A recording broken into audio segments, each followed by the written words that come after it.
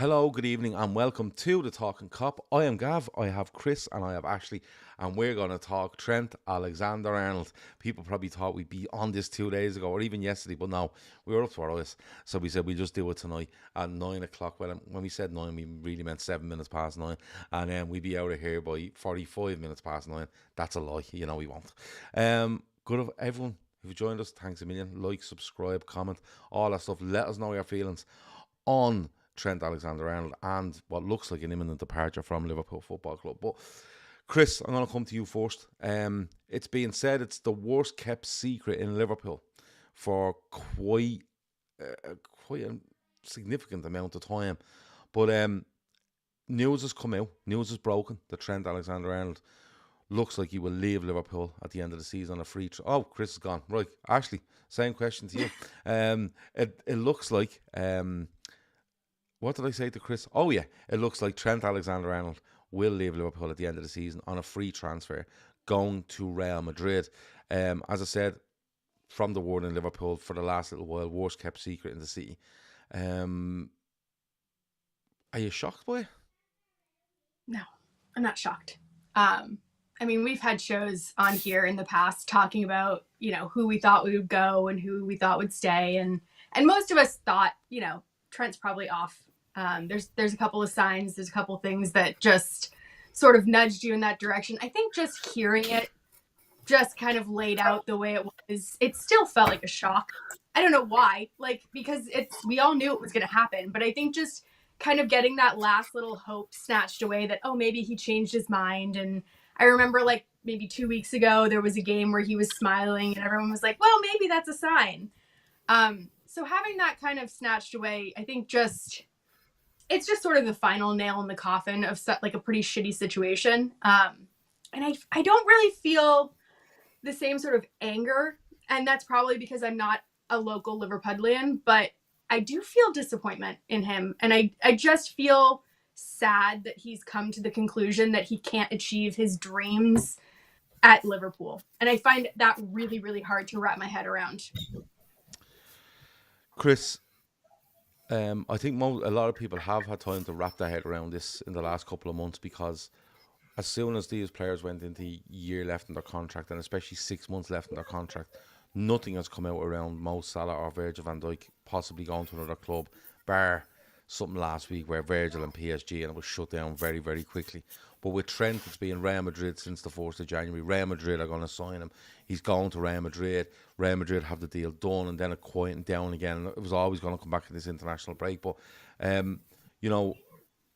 we've been talking about these three players for so long, but this one in Trent has always been the one where you went, I think them two will sign, but it looks like he's gone.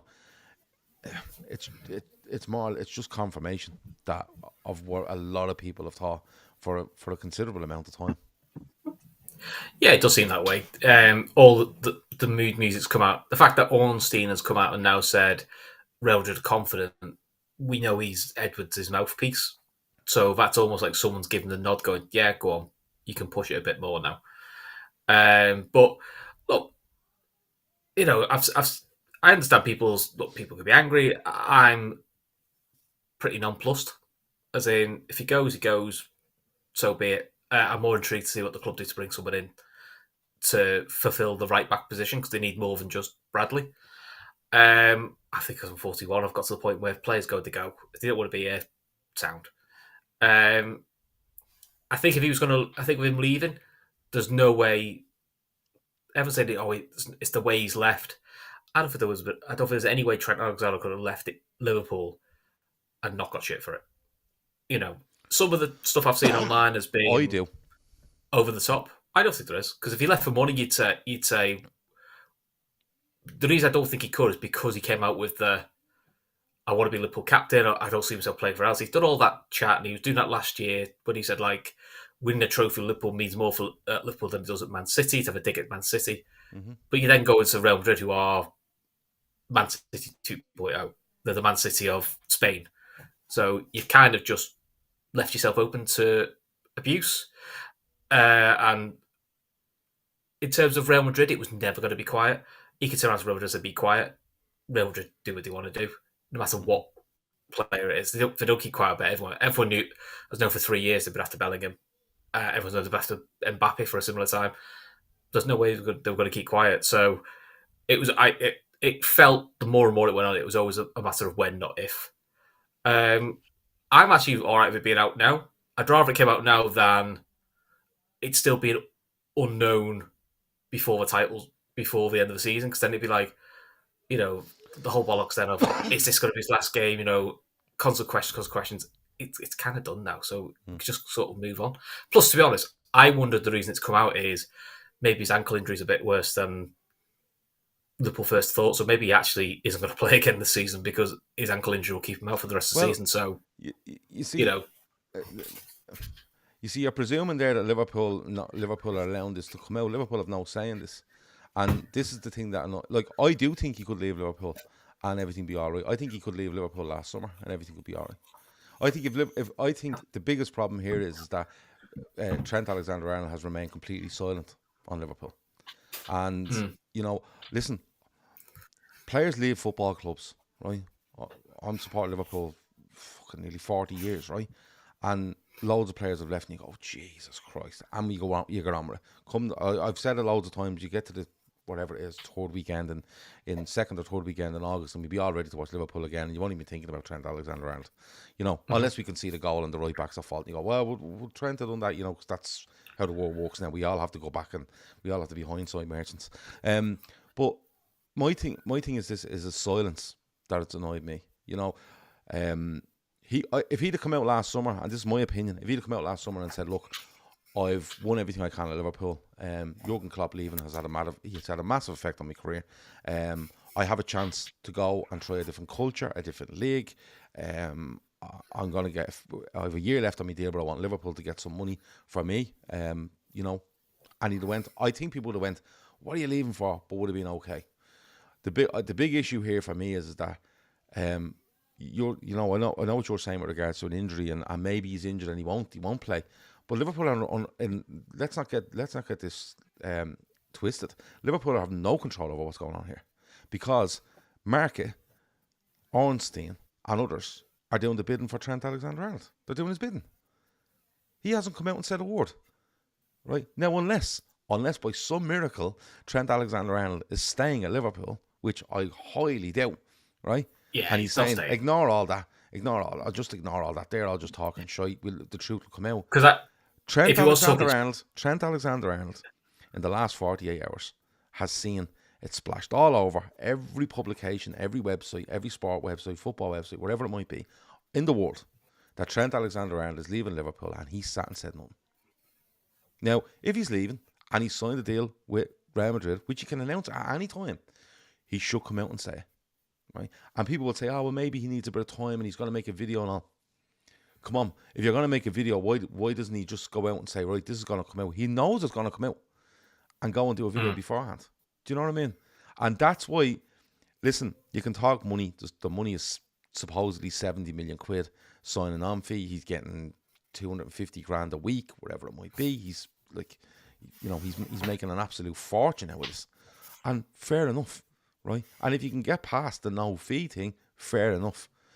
But Trent Alexander-Arnold, as the vice captain of Liverpool, following on from a previous captain, is doing the exact same thing and sitting, hiding somewhere, instead of coming out and facing people and saying, yeah, I am going, and this is the reasons I'm going, and I want it to come from me, not anybody else.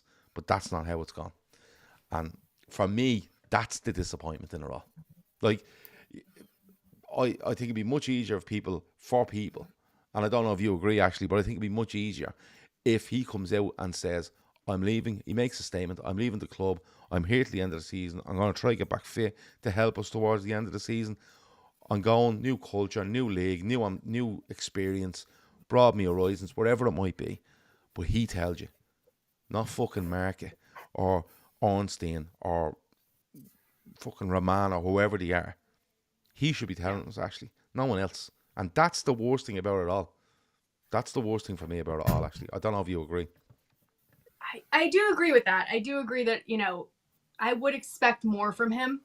I think obviously there's a lot of things that I find annoying about this, but if I look at this from a whole, I feel like this has been in motion for so much longer than any of us really. I mean, obviously, we all kind of knew that he signed a 4-year contract, which was a little bit odd for his age. I genuinely think that he was setting himself up to be able to make this decision at this point in his career if he wanted to. And I think that what bugs me the most isn't necessarily him not coming out now. It's the fact that he's kind of held the club sort of in this limbo for the past maybe 2 years, where if you look back to Klopp and the way that he gave Trent that vice captaincy, and when you look back to Klopp and the way that he changed everything about the Liverpool system to fit Trent Alexander Arnold, in the new light of things, I wonder how much of that was to try to convince Trent that you are the future of this club and we want you to stay. Because I don't think Klopp is a stupid man, and I think he probably knew at that point in time that Trent was considering his options. I don't think that it was a done deal that Trent was going to stay at Liverpool. I think that he's probably been tapped up by Madrid for a long, long time. And I think that the way that he has kind of strung the club along with this, I may sign, I may not sign, I haven't made my decision. He continues to come out with this, like, Liverpool means more. And like, whether he likes it or not, he's always going to be held to a higher standard because he's from the city. He came through the academy. He is their shining light. And the fact that he came out and said all of that, and then all of a sudden, as vice captain in this new regime where everyone's kind of like trying to rally behind Slot, he just goes radio silent. And you don't see interviews from him. You see him promoting Adidas, and you see him coming out and doing personal puff pieces, but you don't see him doing anything for the club. And that really bothers me. It bothers me that he's not finishing his career with grace, and that he's kind of decided that it just feels very selfish. I really don't care if he decides, I want to pursue this larger kind of footballing persona outside of just Liverpool. If he wants to do that, fine. It's the fact that he's kind of done it all cloak and dagger, and he hasn't been just honest with the club that has been so incredibly supportive to him from such a young age. Like, they made him who he is. And whether or not he owes anything to the club, that's different for different people if you feel that way. But I do think he owes at least a conversation to the fans that love and support him and look up to him and idolize him, especially the young fans. The young fans that look at him and they see themselves as little Liverpudlians, like wanting to play for their team. And then they see Trent go and be like, you know what? Actually, this team isn't good enough. I need to go to Madrid to achieve my goals. That's what pisses me off. Yeah, like, to be fair, I don't have, listen, you go on about loyalty in football, right? It doesn't fucking exist, right? It just doesn't, right? Money is what exists in football now, right? And he's, like, people were saying, I've seen people during the week going, Liverpool didn't do enough to keep him. Liverpool would need to give him 70 million quid to keep him. That's the number, right? If we're going to believe this stuff that's come out, 70 million pounds is the number we would have had to give Trent Alexander Arnold, plus more wages, right? So, but if you to believe the rumours that are coming out, he was offered 300 grand a week. Which, if you take that 70 million over 5 years, which is what he would have been offered, plus the 220 he's been offered at Real Madrid, which is the rumour, it's 100 about million. the same money. Well, it's 70 million. Apparently he's getting 70 million to sign on Real Madrid and 225 grand a week, which over 5 years is 120 million pounds. Right? Yeah. So we'd have had to give him 70 million or 60 million plus the 300 grand we're offering him to be about the same. Yeah. So that argument is a bit, it's hard to make an argument when clubs are in this situation. You're not going to pay a player 70 million pounds to stay. I do think, though, I've seen a lot saying, if Van Dijk and Salah go, it's on the club.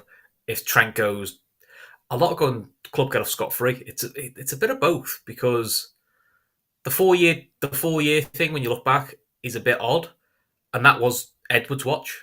And I'm a bit looking back now, going, one of the biggest deals there. You kind of got outworked and outthought, and then since he left, his heir apparent, which was Ward, which he trained up, lasted 8 months, wasn't up to being the main man, couldn't stand up to a Klopp, and then the club went in limbo for 2-3 years. So, although I think Trent took advantage of a situation, it's a situation the club have also created themselves, which is they didn't have a strong enough sporting director inside who perhaps would have been a bit more cutthroat and almost said to a Trent or came out of the club saying, "We want him to stay. He won't stay.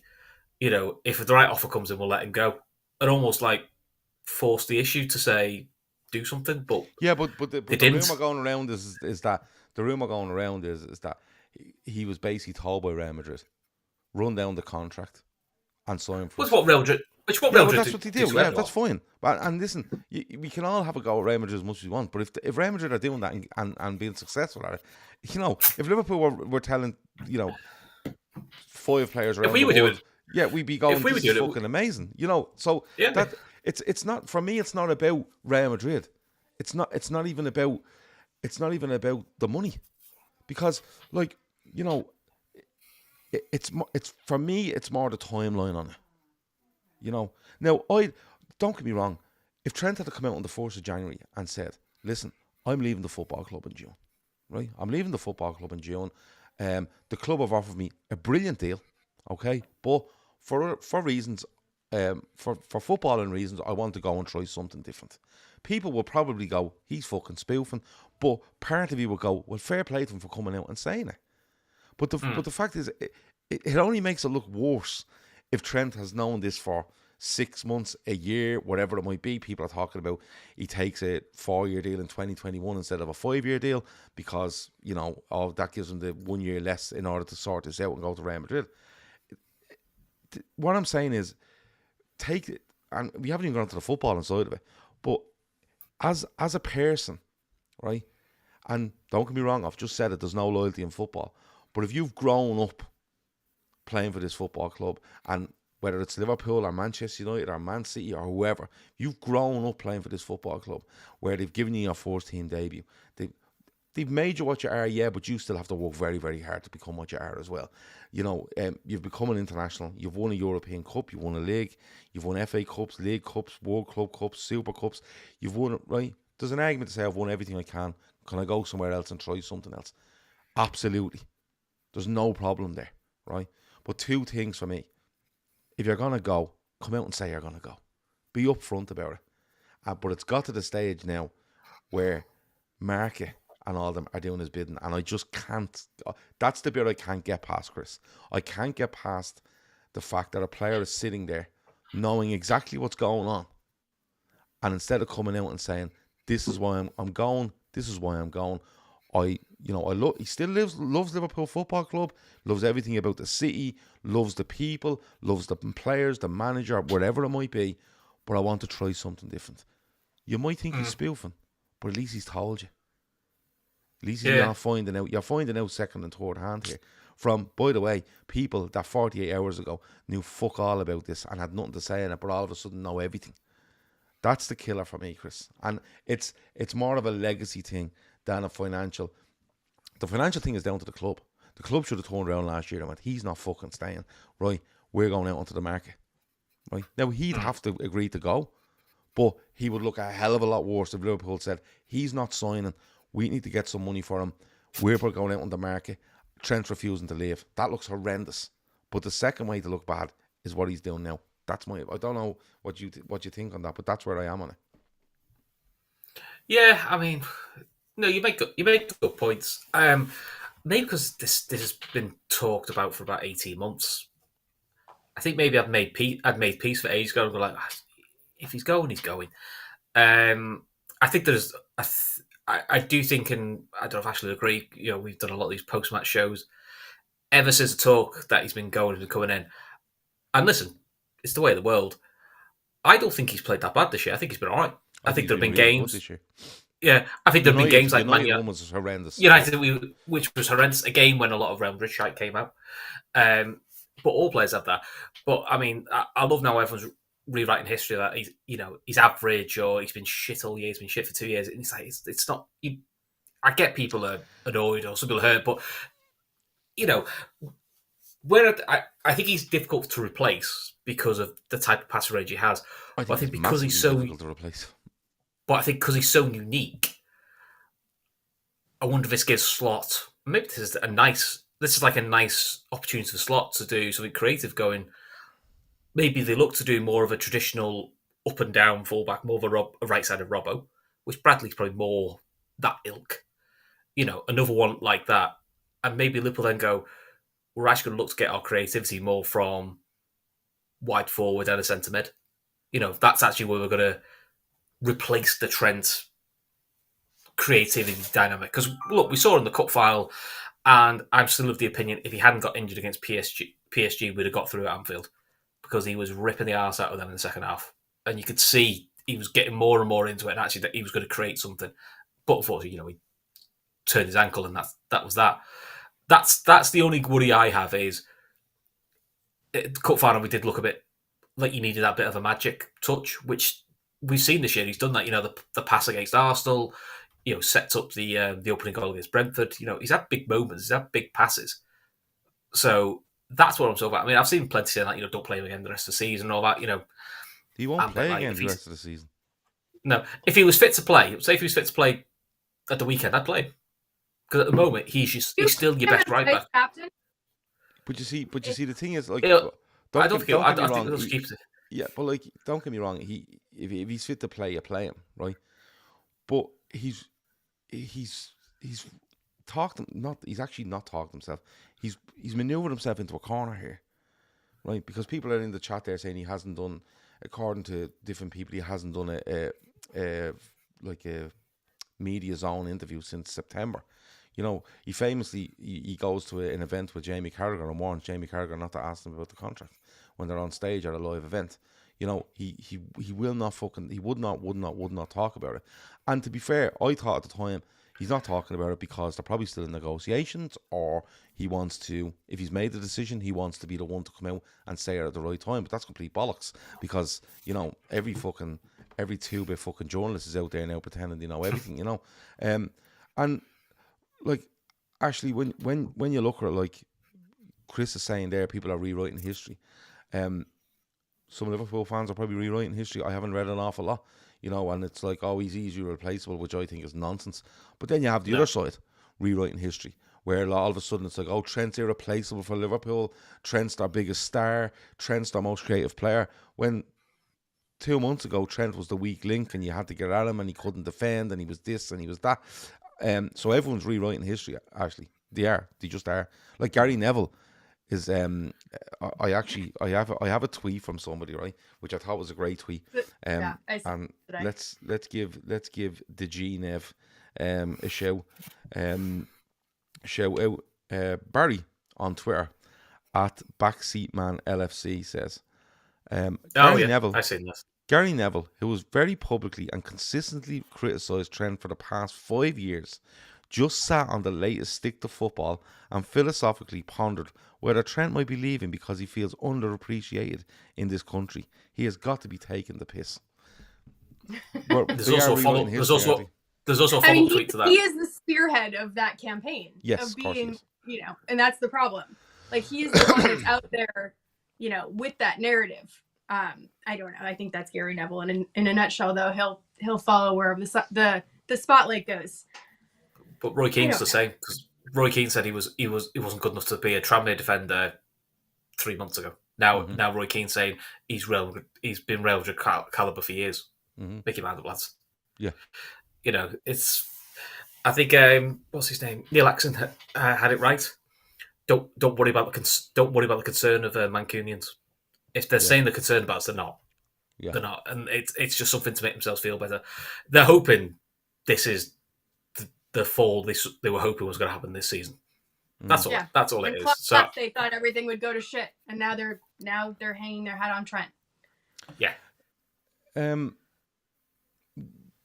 Actually, like, we're talking about fitness, and we're talking about maybe he comes back. I don't think he plays for Liverpool again. I think the injury is, a couple of weeks ago, it was hopefully may make it back for the end of the season. So maybe he's not. To me, and listen, to be fair, if I'm Trent Alexander Arnold now, right, I'm probably thinking to myself, I could get back. I could maybe get back for the last game, but why should I? Is it worth the hassle? You know, now maybe Well, that's me downplaying his professionalism. Maybe it is, in fairness. But actually, but like, also he saw that at United. He saw that at the United home game, though, didn't he? yeah, The United home game, you know, when he got subbed off, you know, there's people getting at him, and in the stands going at him. So he's probably got a fair idea that there will be an element of the fan base that will also do that to him again. yeah. But then, how does it make sense that if you think you're going to get a level of abuse, that the best thing to do is sit and stay quiet? Yeah, I mean, it's what he's just done sneak all out. season. Is it just like actually? He's hit all season when it comes to this kind of stuff. He could have come out after that Man United game and been honest and been like, "There's things on my mind." I mean, it's just not the way footballers work these days.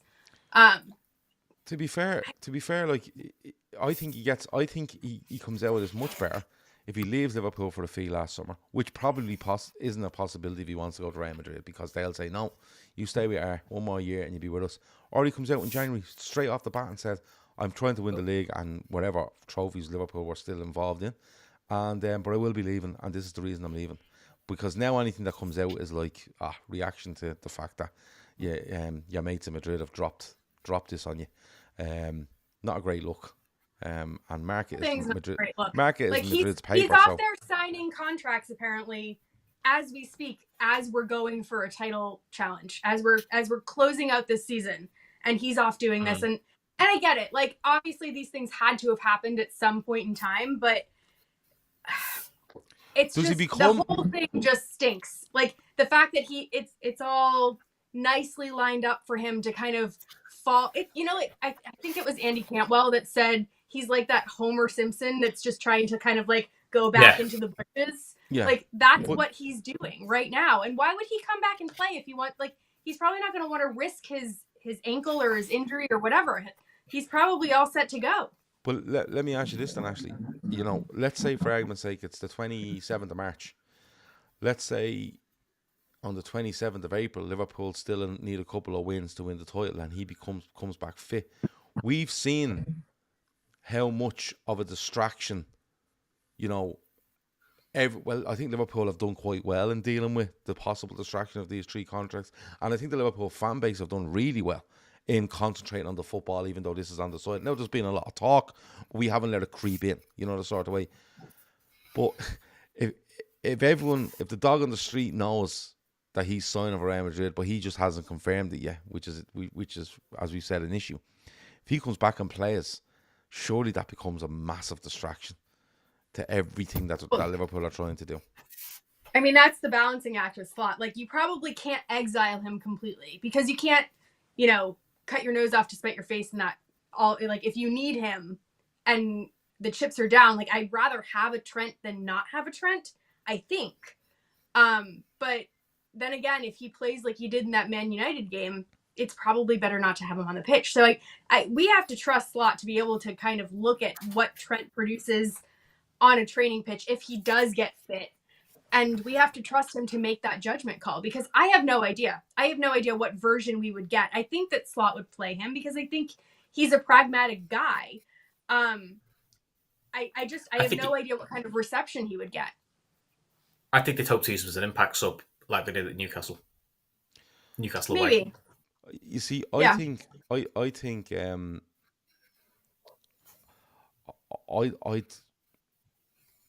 I'd be massively surprised if he plays for Liverpool again.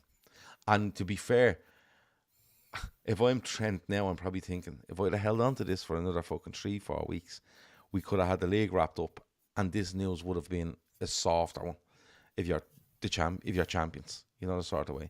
And listen, Liverpool are 12 points clear. Liverpool are absolutely odds on to win this title. Jono says we're lucky to have a 12-point lead. This won't affect us if the team choke a 12-point lead away because Trent is leaving. Then if this affects us, to choke a 12-point lead because Trent is leaving, then the mentality is weak. Yeah, I kind of get what you're going at there, Jono. But the thing is, he'll be made the scapegoat if that happened though. It's not even that he made a scapegoat. Is a scapegoat kind of true? No, but it will be if we blow a 12-point lead. I guarantee we were 12 points clear, then the Trent news came out and we threw away. So if we throw away a 12-point lead from here, there'll be serious questions to ask of a lot of that squad, and A lot including of the people, manager. yeah. You know, I think Trent could have done with us being champions before this came out. And even if it came out in Yeah, this way, you might be able to deflect it a bit.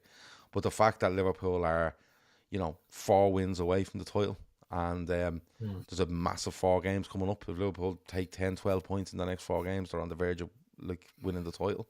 Um, it's the timing is horrendous. The timing is absolutely horrendous.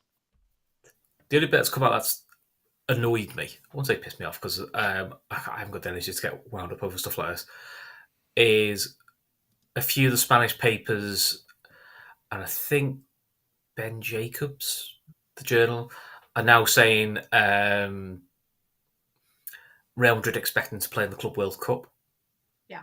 And I'm thinking like they just need to agree his exit before the end of his contract. And I'm thinking, this is the one time where I'm hoping Liverpool be bastards about it and go like, No, if you want it for that, if you want it for that Club World Cup, you pay some fucking serious money for him. Otherwise, you wait. Otherwise, you get him in the 1st of July like every fucker else. Yeah. And when we say pay some money, I don't mean 15 million quid. You ask for a big fee. Yeah. That's where Liverpool and Liverpool made that clear. That's the one time where I actually want Liverpool to got a statement going, there is no way we are letting him leave his contract early. Either go for free on 1st of July or you pay us a significant fee so he can play in the Club World Cup for you. And that's a non-negotiable. Leave it at that. It sets a precedent too for anything that comes in the future with this Club World Cup. Like, you don't want to be seen as being kind of like an easy target for letting players go for that kind of thing. I don't know. I just think it would be incredibly disrespectful. It's mad that they've brought up this Club World Cup and then went, do you know what we'll do? We'll open the transfer window for a week to let these lads sign a load of players. Well, and then we close it again. Looking at it and as then time to parade him around as some sort of show pony. Is the transfer window open for everybody when this opens? Yeah. So they're opening it up because of it. To open it up. They open it up and then they close it for 9 days because FIFA rules say it can only be open for 83 days or something. Or so they've just some bollocks like that. Yeah. Yeah, like Jono says, Gav, we're basically champions. We're 12 points clear with 9 games left. Listen, Jono, I'm not saying Liverpool won't win the title, but listen, this is my mantra. I'll celebrate being champions when we're champions, but if that's all right. Like James is there. If Arsenal beat Fulham, they're 9 behind, and God forbid we get beat by Everton, and Arsenal beat Everton a few days later, then it's 6. That could absolutely happen.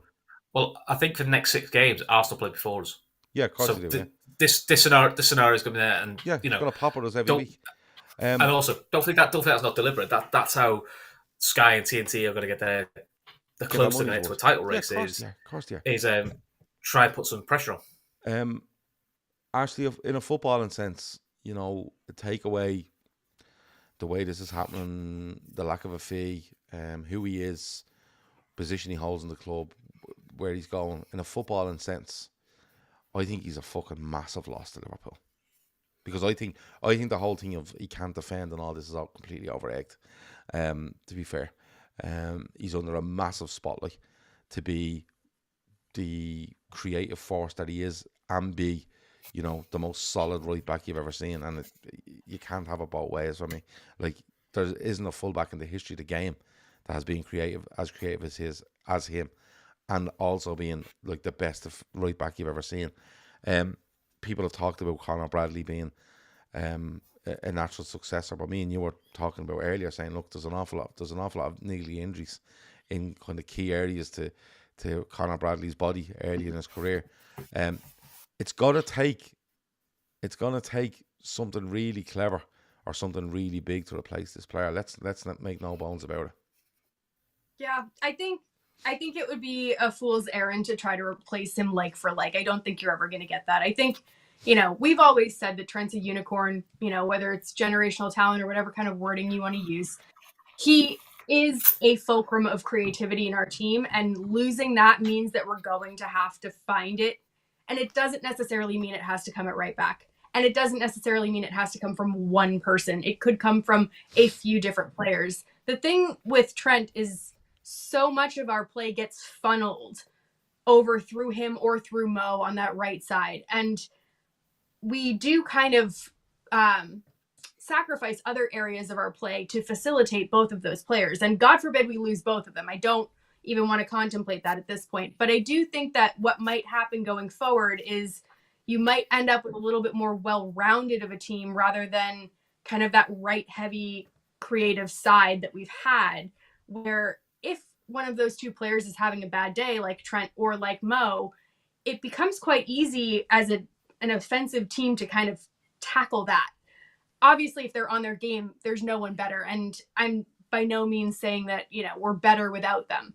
I'm just saying that I think there's a way that Slot can move forward with this and try to use it to his advantage as much as possible, because you're never going to find another Trent. You might find, a different kind of right back that complements Bradley better. I think Bradley is very much in that Robertson mold, and maybe you could find like a counter to that. I don't necessarily think, I maybe don't that's know what who the that Frimpong. player is. Maybe That's where that's what the Frimpong's coming in. You play Frimpong against the bottom half where you want to have a lot of the ball, but when you play in the top six, you use a Bradley who's more defensively sound. Yeah, but bit like we tried to do with Simicast and Robertson. Frimpong isn't leaving the current champions of Germany to come in to play for us and go, listen, you're not playing against the top six. He's just not. Well, I don't think it's going to be that simple. But do you know what I mean? It's a horses for courses. One and whoever comes in is two. Maybe horses for courses. My thing on this is, if I'm looking to replace Trent, and without throwing names out there, someone said Jules Koundé, and in fairness, when I seen that name, I went, yeah, that's Alex. Like, I was like, that's a fucking great player. He's a fucking great player, Jules Koundé. Swap it for Diaz. But my thing on this is, I wonder, do they switch what they're trying to do on this team? People are saying they'll change the style, and he's a massive part of the style we play. But I'm wondering, do they? That was Klopp. That wasn't Slot. I think. Yeah, Slot but if you watch, on it. Yeah, but if you watch, even if you watch Liverpool with Slot, he let him invert quite a bit, right? And that's where I think the left back side fell down, because I think we done an awful lot down our right hand side, and if our left back tried to be open and aggressive, I think it hurt us. I'm wondering, did he flip it? I'm wondering, did he go and sign a left back that is just motoring, and he go in and sign a really steady right back and switch the whole emphasis of, how high someone can go and how attacking they can be.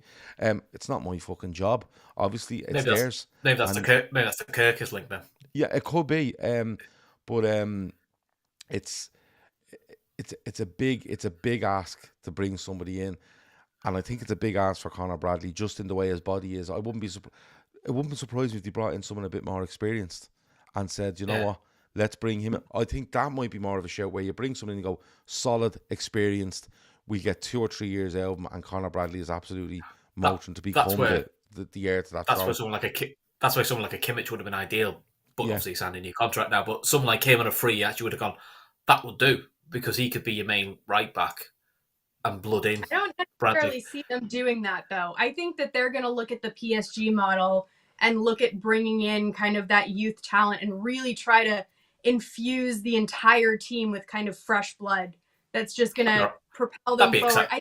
I think that'd be exciting, though, wouldn't it? Well, I think the thing with FSG is they know that this is going to be unpopular, but I don't know if they expect to be champions every year. I think they know that there are going to be ebbs and flows and kind of building periods, and sometimes they get it really right and it just is like a home run and they get further than they expect. But I do think that they might look at this as sort of an opportunity to reset, and I hope that that's not all the way across all 3 of these big players. I really hope that's not the case. But I do think in the case of Trent, I think if it was, I think it's the case across all 3, though. I think we'd have heard more different murmurings being leaked now by the local patch about and you see what they're asking for, or things like that, or things aren't going well. And they're kind of shutting all that down, aren't they? There's reports that come out today, and it's like, oh, Salah's close now, and you're like, oh, fuck off, annoying me. Like, I've seen journalists in the last 24 hours going, Real Madrid told Trent to do this and do that, and he's been talking for this long, and he's been talking that. And I'm like, would you fucking stop? You've never said this. You've never said this up until today, and all of a sudden now, it's like literally like, oh, This person's announced that Trent is possibly more than likely going. And then Real Madrid put out a full dossier on it. And they all know everything now. Like, it's complete and fucking utter nonsense. And you can choose to believe as much of it as you want or don't believe it. But the only thing I do believe is that fairly reliable people, right? And big publications on certain sites have said stuff. And it hasn't been put to bed if it's not true. And that's my big issue. But you have to remember, if the club must know a certain amount of time, because he wouldn't be still negotiating with Trent Alexander Arnold if he's decided to go to Real Madrid. So realistically, they know this for a little while. Okay, I'm surprised they haven't got out in front of it and done something on it. But maybe they've thought we're not rocking any boats, we're trying to win a title, and this has probably annoyed them a little bit. Mm-hmm. But if the other two sign a contract, right? How that much is problem the, but how much is the plan? How much is the plan altered here? Like, it's not like Liverpool are thrown into a transfer turmoil because Trent is leaving the club. You know, if it Trent might actually give them the money they need to extend. Yeah, but not even the money. I think when I look at it, I think to myself, right, Slot has said he's assessed, they're looking at different positions. He probably knows a little while on this one. The other two are probably a bit more in the balance or whatever, right? Or maybe he knows what's going on there and he knows they're going to go or something. But it's not like they're thrown into a transfer turmoil on this. It's like, right, it's out there now, but we're already starting to make plans for it. And to be fair, if the other two sign, we're talking about, we need to bring 7 players in if these go. He's probably going, I was going to bring in 2. I was going to bring in 3. I might have to do 4 now because, I have to do 4 now because of the fullback. I don't think it lets the football club and the manager off the hook here. Because some people might think, Trent was thrown at him and how would he meant to deal with this? I don't think it does. I think not that it puts more pressure on them, but it's not letting the club off the hook here where they go, they had the Trent situation that was thrown at them. They know well in advance this is going on. They know what the plan is. And to be fair, Trent leaves, it's still a fairly straightforward plan that they should have. It's not one that's being dropped on them.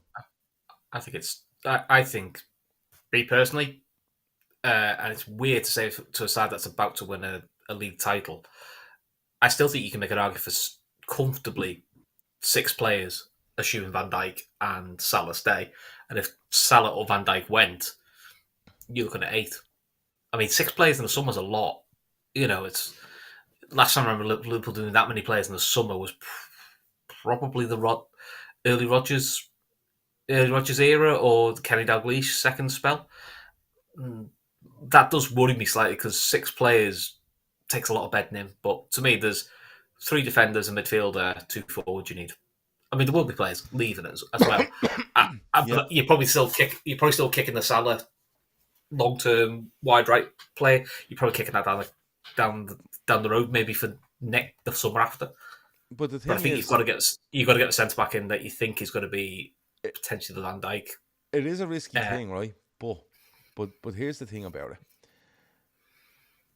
When you're looking at replacing these players, the reason you're looking to replace them is because they're not doing it for Liverpool, right? It's not like you're going, don't get me wrong, Van Dijk and Salah are the ones on the other side of this. If you get Salah and Van Dijk on a contract, and you're saying to me, I think we might still sign 5 or 6 players. Let's say 5 players, right? Let's say Van Dijk and Salah stay, and you go, right, we're going to bring in a right back, a centre back, a midfielder, and 2 forwards, right? I think that's about right. That's very probably a left. You definitely need a left back there, right? Well, we're a left back then, right? Okay, right. So left back, right back, centre back, midfielder, 2 forwards. So that's 6 players, right? Yeah. The reason it's not because you're losing 6 players that are out of this world for Liverpool at the moment, and oh my God, it's so hard to do because they've been great. Are these lads going to come in and be the same level? You're talking about the right back situation. I get the centre back situation you're talking about because Joe Gomez has another injury, Quans is learning, Van Dijk stays, Kanate. There's a contract situation on the horizon for him, but you're bringing in a centre half, forward planning, all that sort of stuff. The left back is because you don't feel the left backs have been good enough this season. So, what level do they have to be at to not be as good as these two have been this season, right? Which I think the two of them have been treated a little bit unfairly by people. In midfield, you're bringing in someone because you need more numbers, right? In my opinion. And up front, Diaz and Nunes haven't done it. So if they're the two that are gone and you bring in someone that can produce 5 league goals each between them, right? 5 or 6 league goals between them each next season, you've improved your numbers. Do you know what I'm saying? I get the numbers is a scary thing of fucking 5 new players, but it's not like you're replacing. If you were telling me I'm having to replace Trent, Salah, Van Dijk, Gakpo, and a fucking top of the range Andy Robertson, I'll be going fuck. But the reason you're getting rid of these players isn't because, or they're going, isn't because every team in Europe is chasing them and you don't want them to go. It's because they're not performing for Liverpool and you think they'll go because they haven't met the standards of Arne Slot. So it actually reduces the risk, in my opinion, because the numbers they're outputting aren't great. Now, I'm not saying it'll all work, and I'm not saying, they have a good track record with transfers, but it's a much more straightforward build than it would be for a team that's being, picked apart. Like a Leverkusen could have been picked apart last summer and possibly will be this summer. You know what I'm saying?